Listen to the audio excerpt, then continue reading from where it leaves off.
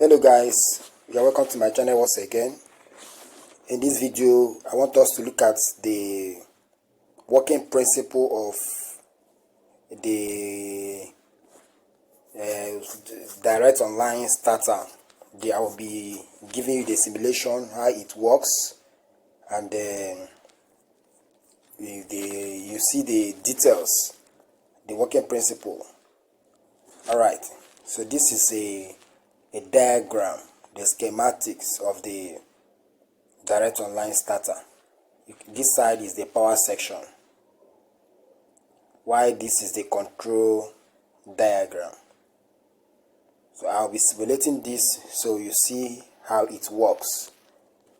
This is the power section, and this is our incoming supply. We see the, let me zoom it a little so you see.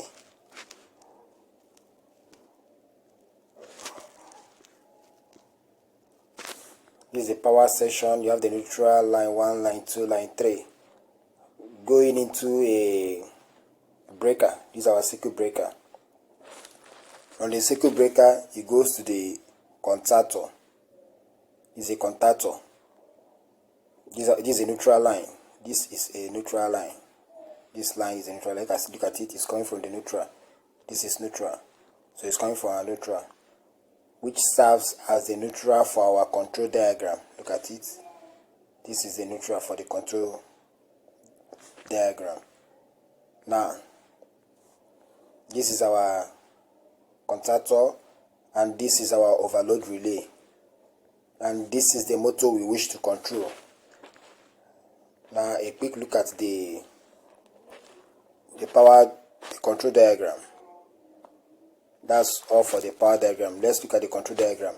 The control diagram takes a supply, a single phase supply from either from the red phase, yellow phase, or blue phase.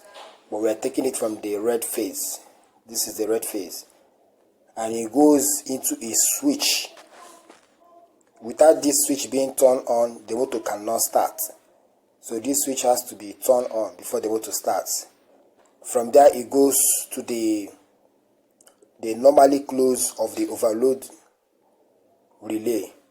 This is necessary so that whenever the overload trips, the motor will stop.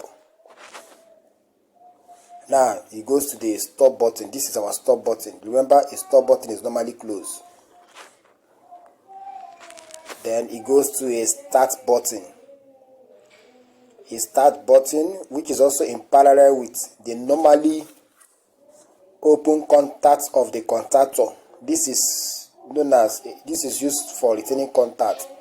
Without this, when you start the contactor, when you press this and remove your hand, the contactor goes off. But with this, when you press this and release your hand, this helps to retain that contact, and the contactor makes and stays on. So this is the coil of our contactor. This is A1, A2. When you get a contactor, you usually see A1, A2. So it's connected to the neutral. Now this is our running light, which indicates when the contactor starts. You can see it. Whenever the coil of the contactor is on, this light will come on. Now this is our stop light to indicate that the contactor has stopped. In that contactor, we have a normally closed contact on the contactor. So which is labeled as 11, 12, some can be 21, 22, as the case may be. So when the contactor is off, this remains closed because it is a normally closed contact. So this remains closed, and this light will be on to show us that the motor has stopped or it is in the stop state. Now we have another indicator here, which is the trip light. This is a trip light. Whenever the overload trips, this light will come on, telling you that something is not right. Look at the contact. The contact is normally open on the overload. So when the overload trips, this closes and the light will come on, indicating that there is a problem. So I will be simulating this. Let me zoom it so I will see it at a stretch. I will be simulating this for us to see it. Alright, let's start. So you can see I will gonna put this on. It's on. So you can see the incoming, it has become live. This is our red phase, yellow phase, blue phase, and our neutral. The breaker is still off, the 4-pole breaker. So I have to put this 4-pole breaker on for the supply to get to the input of the contactor. Let me put it on. It's on. So you can see as it is on, the contactor has not started yet. So see the red phase has transferred to the control diagram, waiting for the switch to be closed. When the switch closes, that's when the operation can start. So let me close the switch. I've closed the switch. So you look at the lights that is on. This is on, telling us that the contactor is in the stop state. We have not started the motor yet, so the motor is stopped. That's what this indicator means. The motor is stopped.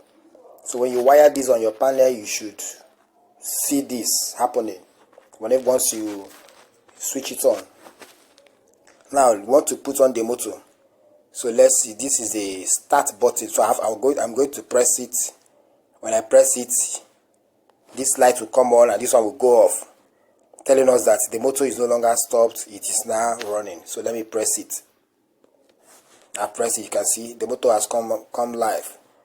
It's running, the coil of the contactor is on, and the motor indicator is on, showing that it is running.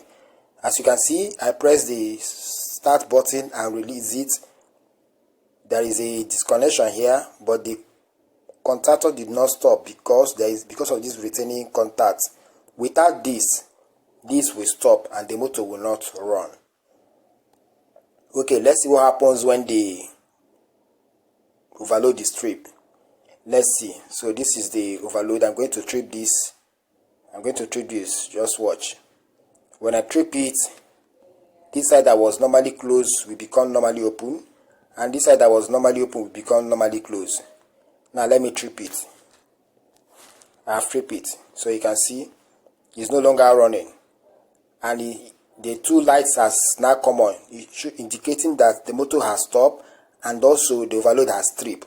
So this calls for attention of the technician. So you can see that side that was normally open has become closed now, and the side that was normally closed has become open. So I believe with this you have understand the working principle of a direct online connection. So I'll be giving you also the working principle of the connections of the Start Data and so many others. So just stay tuned to my channel, just subscribe to my channel so I'll be getting all these interesting videos once they come out. Alright, see you guys.